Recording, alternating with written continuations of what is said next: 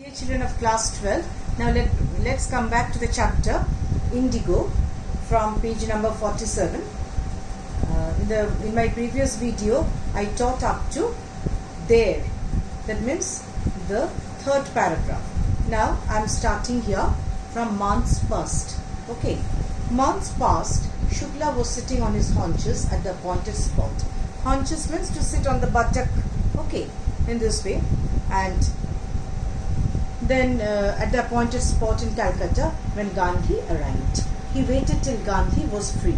Then the two of them boarded a train for the city of Patna in Bihar.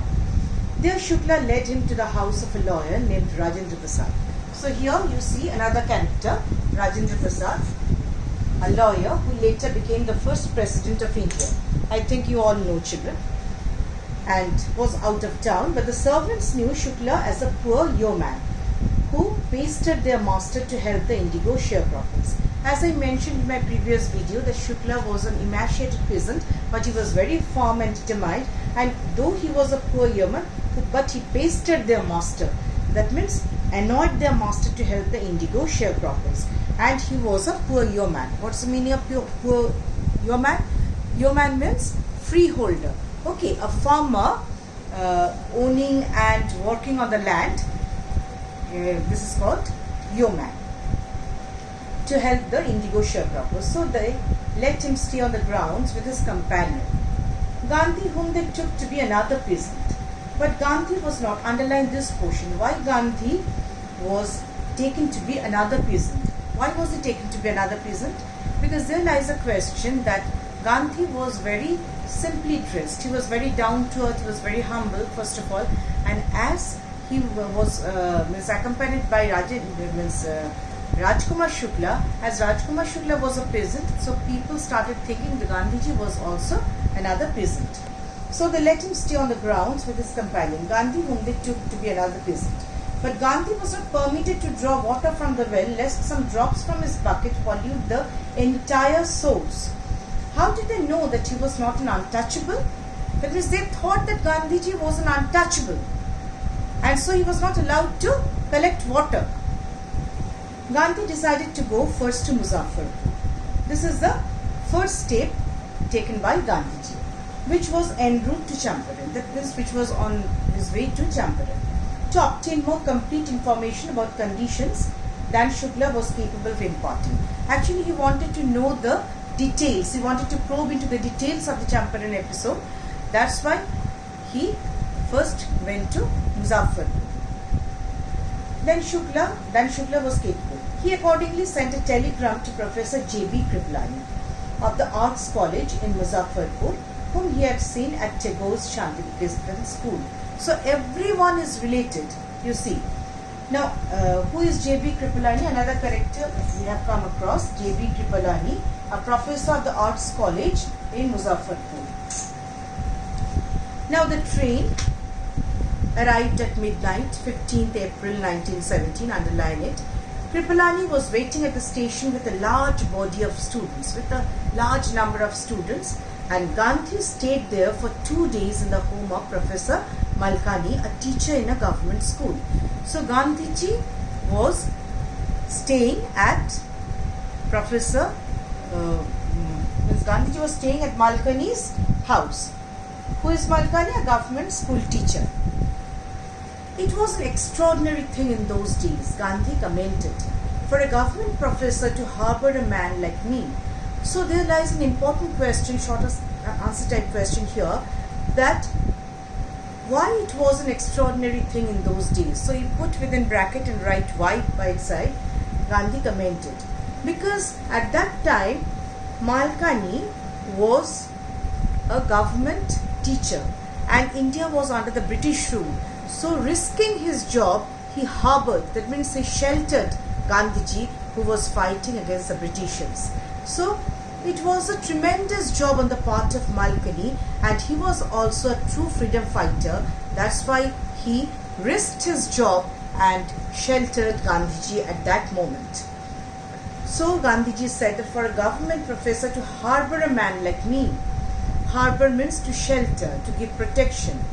In smaller localities, the Indians were afraid to show sympathy for advocates of home rule because they were always advocates of home rule. Advocates of home rule, what's the meaning of home rule? That was a right of a country to govern itself. Okay, India was under foreign rule, and at that time they were fighting with utmost effort, and this is actually advocation of home rule. Now, the news of Gandhiji's advent and of the nature of his mission spread quickly through Muzaffarpur and to Champaran.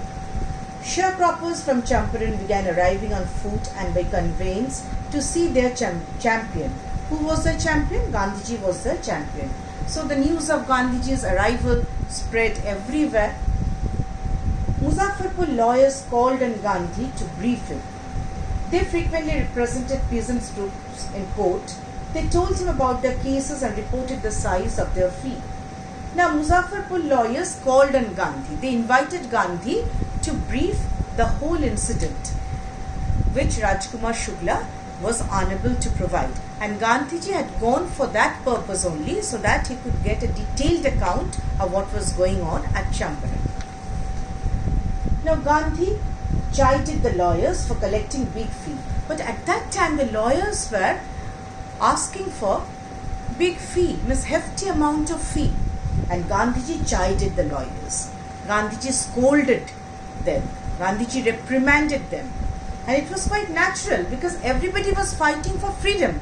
And that time the lawyers were asking hefty fees for collecting big fee from the sharecroppers. He said, I have come to the conclusion that we should stop going to law courts. Taking such cases to the courts does little good. This was a decision of Gandhiji. Where the peasants are so crushed and fear-stricken, law courts are useless. Yes, it was quite natural that peasants were at that time were panic-stricken. And first, Gandhiji decided to take them out from the shackles of fear. The real relief for them is to be free from fear. Underline this portion. That is the most important thing in case of any sort of revolution. You will have to come out from the shackles of fear, because they were chained by the fear of the Britishers, because they were badly tortured, they were ill-fed, ill-clad, and they did not have the basic amenities of life in their own country, in their own motherland. So it was a shame on the part of Indians.